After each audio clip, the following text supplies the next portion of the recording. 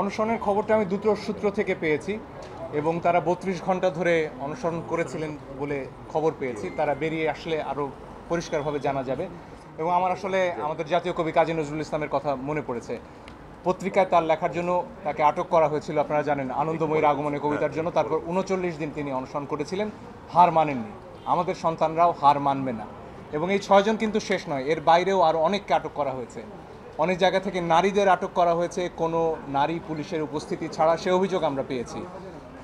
বিভিন্ন জায়গায় mobile check করা হচ্ছে, যার কোনো অধিকার আইন শৃঙ্খলা রক্ষাকারী বাহিনীর নেই। এইগুলো অবিলম্বে বন্ধ করতে হবে। আজকে আমার স্ত্রী আমার পাশে রয়েছেন, তিনি একটু আগে ঢাকা বিশ্ববিদ্যালয়ে যাওয়ার চেষ্টা করছিলেন। আমার শাশুড়ি, তার বয়স ৬৯ বছর, তারা ঢুকতে পারছিলেন না। এই ৩ জন মহিলার ভয়ে আমাদের দেশের পুলিশ তটস্থ হয়ে রয়েছে। তারা বিশ্ববিদ্যালয়ে ঢুকলে নাকি খুব বড় সমস্যা হয়ে যাবে। এই বাধা কেন? আমার স্ত্রী, আমার সন্তান, তারা কেন শান্তিতে নির্বিঘ্নে আমার রাস্তায় চলাচল করতে পারবে না? এটাই আমাদের প্রশ্ন। আমাদের খুব পরিষ্কার কথা, এই ধরনের হয়রানির কোনো অধিকার আমাদের সংবিধান দেয়নি। মোবাইল চেক করা যাবে না, বিনা কারণে কাউকে তুলে নেওয়া যাবে না, নারী পুলিশের উপস্থিতি ছাড়া নারীদের ধরে নেওয়া যাবে না। এগুলো অবিলম্বে বন্ধ করতে হবে। আচ্ছা, রোববার এই রিটটা শুনানি হবে, আমি যতটুকু জানতে পেরেছি রোববার ওই বেঞ্চটি বসবে। তো সেক্ষেত্রে আপনাদের রোববারের প্রেয়ারটা কি হবে?